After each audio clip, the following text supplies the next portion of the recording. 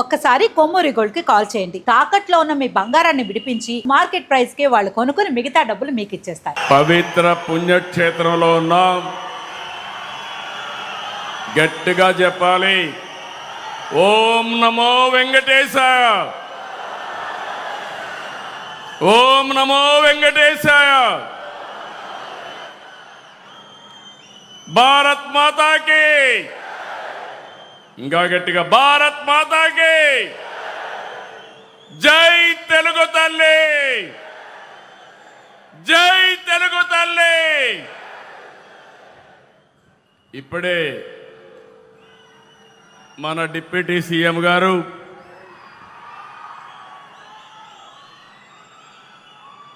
జనసేన అధినేత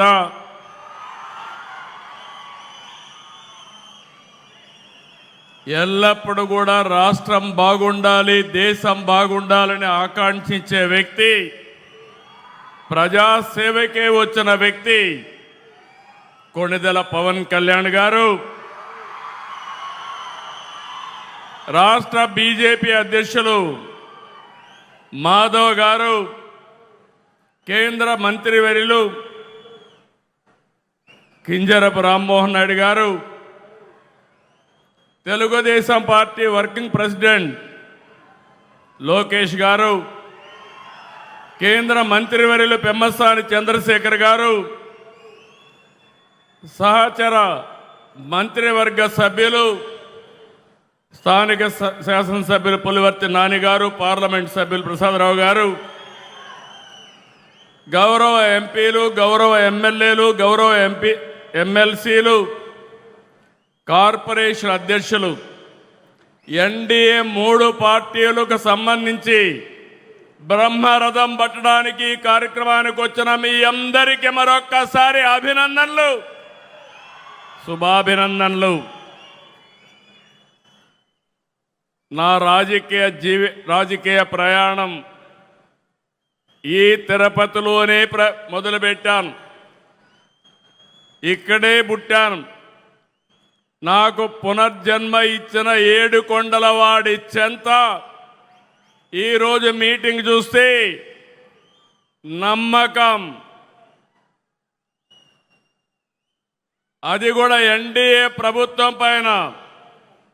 2 ప్రభుత్వాలు, మొన్నే ప్రధానమంత్రి నరేంద్ర మోడీ గారు 10వ తారీఖున 12 సంవత్సరాలు ప్రజల చేత ఎన్నికైన మొట్టమొదటి ప్రధానమంత్రి నరేంద్ర మోడీ గారు. మీరందరూ కూడా ఇదే రోజున ప్రమాణ స్వీకారం చేశాం. 2 ఏళ్ళు అయ్యింది.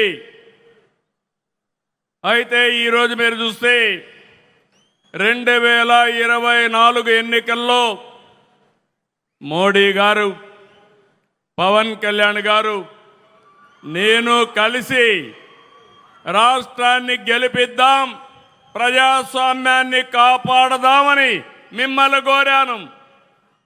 ఈరోజు ఏ ఉత్సాహం ఉందో రాష్ట్రంలో, ఆ రోజు కూడా అదే ఉత్సాహంతో బ్రహ్మాండంగా పనిచేశారు, ప్రజలు ఆశీర్వదించారు. నేను రాజకీయాల్లో సుదీర్ఘంగా ఉన్నాను. 57% ఓట్ షేర్, 94% సీట్లు ఇచ్చిన ఘనత ఆంధ్రదేశ ప్రజానీకేనదని మరొక్కసారి విజ్ఞప్తి చేస్తున్నాను. మనమందరం కూడా గతాన్ని ఒక్కసారి గుర్తు చేసుకోవాలి. 14-19 ఎక్కడ చూసినా చీకటి, ప్రజాస్వామ్య పోకడలు లేవు. ఇంకో పక్కన 2014లో విభజన వల్ల కొంత నష్టపోయాం. 19-24 విధ్వంసమైంది. దీనివల్ల అన్ని రంగాల్లో సంక్షోభం, వ్యవస్థలు నిర్వీర్యం. 2019లో ప్రజావేదిక కూల్చివేతతో మొదలైన విధ్వంస పాలన ముగు అప్పులు, అరాచకాలు, ఆర్థిక విధ్వంసం, కూల్చివేతలతో కడకు రాష్ట్రాన్నే విధ్వంసం చేశారు. అవునా కాదా అని మిమ్మల్ని అడుగుతున్నా. ఇది మనకెప్పుడు గుర్తుండాల్సిన అవసరం ఉంది.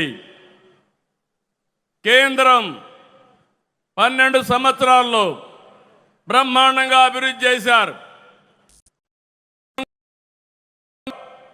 నరేంద్ర మోడీ గారు అభివృద్ధి, సంక్షేమం, సుపరిపాలన మనకు అందిస్తే ఈ 5 సంవత్సరాలు దాన్ని అందిపుచ్చుకోకుండా కడాన మీరు చూస్తే కేంద్ర పథకాలను పక్కన పడేశారు. సాగునీటి ప్రాజెక్టులను పాడుపెట్టారు. ఎంత దారుణం అంటే ఇన్వెస్టర్స్ని వేధించి వెంటాడి తరిమేశారు. యువత భవిష్యత్తు పైన దెబ్బకొట్టారు. ఆ రోజు కేంద్రం ఇంటింటికి ట్యాప్ వాటర్ ఇవ్వాలని 27,000 కోట్ల రూపాయలు ప్రాజెక్టు శాంక్షన్ చేస్తే 40% గ్రాంట్ ఇస్తే దాన్ని కూడా ఉపయోగించుకోలేదు. దీంతో కేంద్రం అన్ని పథకాలు నిలిపేసింది. అలాంటి చీకటి పాలన నుంచి మీ అందరినీ చూశాం. 3 పార్టీలు పోరాడాం, విడివిడిగా పోరాడాం. ఆ రోజు పోరాడితే మన వాళ్ళందరిపైన ఎక్కడికక్కడ కేసులు పెట్టారు. కొంతమందిని అందరినీ జైల్లో పెట్టారు. ఈ మీటింగ్లో నేను చూస్తున్నాను, ఎంతో మంది బాధితులు ఉన్నారు. అరాచకాలు జరిగాయి. ఆ చీకటి పాలనను తీల్చుకొని ఈరోజు మనందరం కూడా ప్రజాపాలన వచ్చింది. ఆ రోజు నన్నే కాదు, కడాన మీరు చూస్తే ఇంత అనుభవం ఉండే నన్ను ఒక్క నోటీస్ ఇవ్వకుండా జైల్లో 53 రోజులు పెట్టారు. అదే మరి పవన్ కళ్యాణ్ గారిని అడుగడుగునా హెరాస్ చేశారు. అవునా కాదా గుర్తు తెచ్చుకోమని మరొక్కసారి విజ్ఞప్తి చేస్తున్నా. ఎన్నికల్లో విజయాన్ని చూసి మురిచిపోలేదు, రాష్ట్ర దుస్థితి చూసి కుంగిపోలేదు. నేను 4వ ముఖ్యమంత్రి.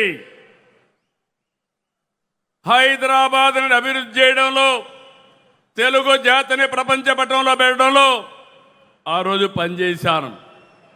4వ ముఖ్యమంత్రి అయితే ఎంత లోతుకెళ్తే ఎక్కడ చూసినా అఘాతాలే, ఎక్కడా నిధులు లేవు, డిపార్ట్మెంట్స్ అన్ని విధ్వంసం అయిపోయినాయి, అధికార యంత్రాంగం నిర్వీర్యమైపోయింది. ఆ రోజు నేను ఒక నిర్ణయం చేసి 7 వైట్ పేపర్లు మీ ముందర పెట్టాను. అన్ని విషయాలు పెట్టాను. ఈ రోజు కూడా 2 ఏళ్ల సందర్భంగా మళ్ళీ విజ్ఞప్తి చేస్తున్నా. మళ్ళీ ఈరోజు ఏమున్నావో అన్ని విషయాలు చెప్తాను. ఇక్కడ దాపరికం లేదు. ఒక ప్రజా ముఖ్యమంత్రిగా, ఈ ప్రజా ప్రభుత్వాన్ని నడిపించే వ్యక్తిగా మీకు అన్ని విషయాలు చెప్తానని ఆంధ్రప్రదేశ్ రాష్ట్రానికి ప్రజలందరికీ విజ్ఞప్తి చేస్తున్నా.